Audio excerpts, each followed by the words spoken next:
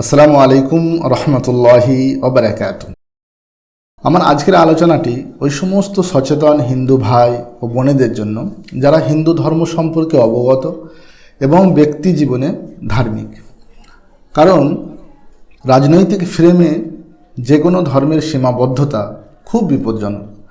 আবার যদি সেই রাজনীতিটি সেকুলারিজমের টেবিলে বসে পরিচালিত হয় তাহলে তো সেই ধর্মের আরও বিপদ। এর জ্বলন্ত উদাহরণ হচ্ছে ওই সমস্ত মুসলিম সংখ্যাগরিষ্ঠ দেশগুলো যেখানে ইসলামিক ব্যবস্থা প্রতিষ্ঠান নামে ক্ষমতায় থাকা দল পশ্চিমাদের দালালিকে প্রাধান্য দিয়েছে। ফলে আমরা কি দেখছি? গৃহযুদ্ধ। আজ এই বাজারে বোমা ফাটছে, কাল ওই মসজিদে বোমা ফাটছে, আর একের অধিক সংগঠন এলাকাভিত্তিক সরকার গড়ে তুলেছে। কারণ সেকুলারিজম নিজেই একটি অঘোষিত ধর্ম। যদিও এটি আমার আজকের আলোচনার বিষয় নয়, আপনাদের অবগতির জন্য বলছি, যারা সেকুলারিজমকে ধর্মনিরপেক্ষতার ছদ্মবেশে একটি নবধর্ম বলে সমালোচনা করেছেন, নতুন ধর্মীয় শাসন ব্যবস্থা বলেছেন, তাদের মধ্যে কয়েকজন বিখ্যাত দার্শনিকের নাম হচ্ছে জন মিলব্যাংক, ব্রিটিশ দার্শনিক ও ধর্মতাত্ত্বিক; তালাল আসাদ, আমেরিকান অ্যানথ্রোপোলজিস্ট; বিখ্যাত জার্মান রাষ্ট্রবিজ্ঞানী ও দার্শনিক কার্ল স্মিথ; তারপরে মার্সেল গসে, ফরাসি চিন্তাবিদ, এবং আরও অনেকে। এই সমস্ত সমাজবিজ্ঞানী এবং রাষ্ট্রবিজ্ঞানীদের লেখা বইগুলো পড়লে আপনি বুঝতে পারবেন যে সেকুলারিজম আসলেই একটি ধর্ম। যাই হোক, যেটা আমি বলছিলাম যে হিন্দু ধর্ম যদি এই টেবিলের চারপাশে বসা রাজনৈতিক দলগুলোর কোনো একটির দ্বারা ফ্রেমবন্দি হতে থাকে তাহলে প্রকৃত হিন্দুদের কাছে এটি একটি বড় চিন্তার বিষয়। যেমন আজকাল ভারতবর্ষের রাজনৈতিক এবং সামাজিক পরিস্থিতি দেখে যে কেউ বলতে পারে যে মুসলমানদের টার্গেট করা হচ্ছে। এ কথা তাদের মিথ্যা নয়।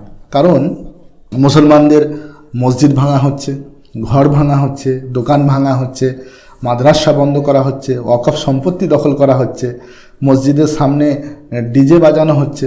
মুসলমান তাই জামিন অযোগ্য মামলায় অ্যারেস্ট করা হচ্ছে, মুসলমান তাই এনকাউন্টার করা হচ্ছে, গোহত্যার নামে পিটিয়ে হত্যা করা হচ্ছে, রামের নামে পিটিয়ে হত্যা করা হচ্ছে, মুসলমান তাই ভোটার লিস্ট থেকে নাম ডিলিট করে দেওয়া হচ্ছে, মুসলিম নারীকে হিজাব করতে বাধা দেওয়া হচ্ছে, এবং আরও বিভিন্ন দিক থেকে টার্গেট করা হচ্ছে। এটি সত্য। কিন্তু এই মুসলিম বিদ্বেষী মনোভাব এবং আচরণের পরিণতিটা বুমেরাং হয়ে হিন্দু ধর্মের দিকেই ফিরে যাচ্ছে। এইটা এখন অনেকেই বুঝতে পারছে না। আজকে আমি এই বিষয়ে আলোচনা করব। আমরা ওপরে ওপরে ভাবছি যে গণতন্ত্রের অপব্যবহার করা হচ্ছে বা সেকুলারিজমকে ক্ষতিগ্রস্ত করা হচ্ছে ইত্যাদি ইত্যাদি। এগুলো আসলে সব ধোঁয়া। আসল আগুন অন্য জায়গায় লেগেছে। মুসলমানদের ঘর বা মসজিদ তো ভাঙছে, কিন্তু এর সাথে সাথে আরও একটি ঘর ভাঙছে। তার ধ্বংস স্তূপ হয়তো চোখে পড়ছে না এই মুহূর্তে, বা সেই ঘরের সামনে হয়তো হলুদ রঙের কোনো বুলডোজার দেখা যাচ্ছে না, কিন্তু তার ধ্বংস খুব গভীর ক্ষত তৈরি করছে। আর সেই ক্ষত যখন প্রকাশ পাবে তখন আর ঘুরে দাঁড়ানোর মতো পরিস্থিতি থাকবে না। আর সেটা হচ্ছে হিন্দু ধর্মের চারিত্রিক আইডেন্টিটি। হিন্দু ধর্ম অনেক পুরাতন এবং তার গৌরবময় একটি ইতিহাস রয়েছে এবং ঐতিহ্য রয়েছে।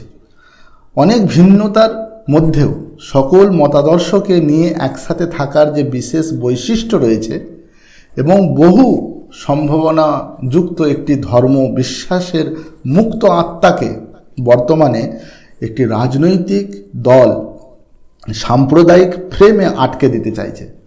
ফলে আজকের হিন্দু সম্প্রদায়ের প্রতিনিধিত্ব এমন সব মানুষ দ্বারা হচ্ছে যাদের কাছে হিন্দু ধর্মের গুরুত্ব ততটুকু যতটুকু তাদের রাজনৈতিক ক্ষমতা ধরে রাখতে প্রয়োজন। এর বাইরে তাদের কাছে হিন্দু ধর্মের কোনো মূল্য নেই। একটি টাটকা উদাহরণ দিই। গরুকে রাষ্ট্রীয় পশুর সম্মানে ভূষিত করতে হবে, এই দাবি নিয়ে যখন হিন্দু মুসলিম সমস্ত সম্প্রদায়ের মানুষ দাবি তুলছে এবং এক সময়ে পার্লামেন্টে বিরোধী পক্ষে দাঁড়িয়ে গরুকে রাষ্ট্রপশুর মর্যাদা দেওয়া হোক এই দাবি করা এমপি, যিনি বর্তমানে একটি রাজ্যের মুখ্যমন্ত্রী ক্ষমতায় থাকা অবস্থায় আজকে বলছে যে গরুকে রাষ্ট্রীয় পশুর মর্যাদা দেওয়ার কোনো দরকার নেই, গরু আমাদের মাতা, জনম জনম কা নাতা। কেউ বলছে গরু ঘরে খাও, কেউ বলছে 14 বছরের পরে খাও, কেউ বলছে জার্সি গরু খাও।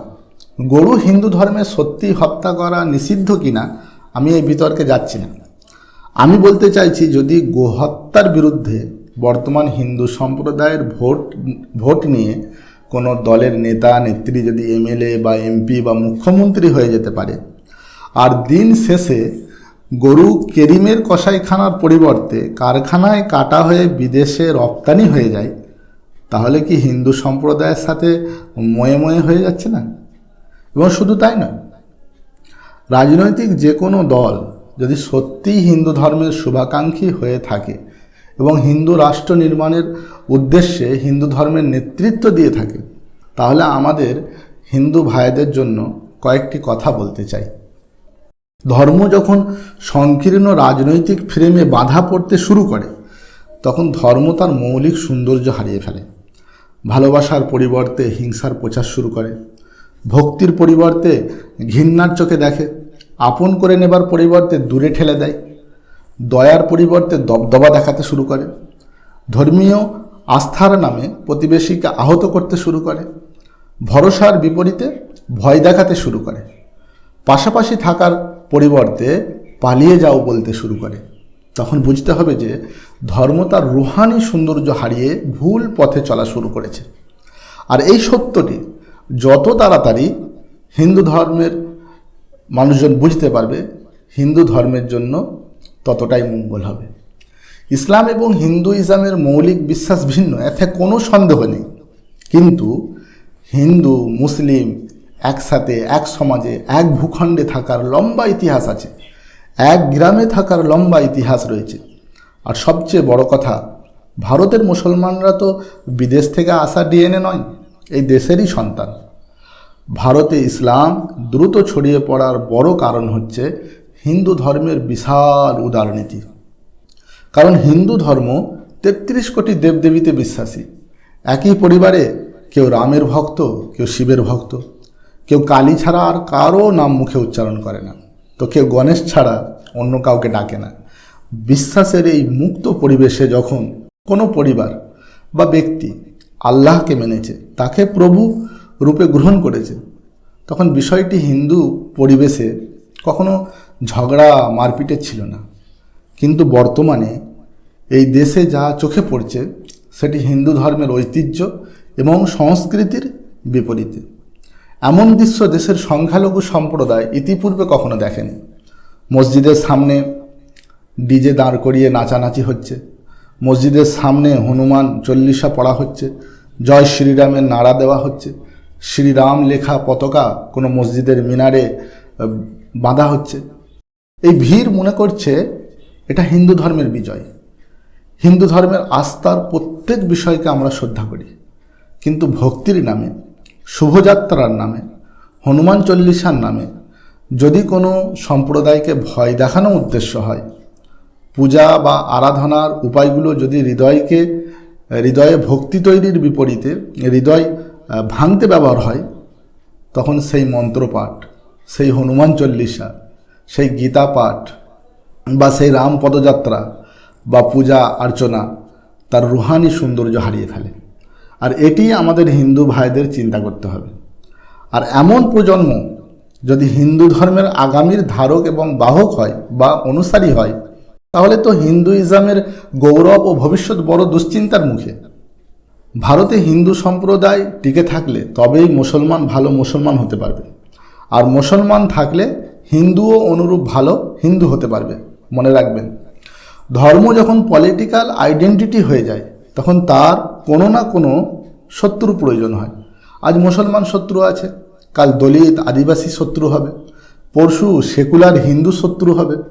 আর এখানেই তৈরি হয় সেই বড় প্রশ্ন, তাহলে রাম রাজ কবে এবং কোথায় প্রতিষ্ঠিত হবে? যে শাসন বিচারের পূর্বেই বুলডোজার চালিয়ে দেয়, যে শাসন শহরে গরিবের বস্তিকে বেআইনি দখল বলে তাদের উচ্ছেদ করে দেয়, তখন তাকে আর আইনের শাসন বলা যায় না, শক্তির অপব্যবহার বলে। আর শক্তির অপব্যবহার কখনো রাম রাজ্য হয় না। ভালো থাকবেন। আমার ভিডিও ভালো লাগলে আমার সাথে জুড়ে থাকুন, আমার পেজটি ফলো করুন, আমার চ্যানেলটি সাবস্ক্রাইব করুন। আসসালামু আলাইকুম।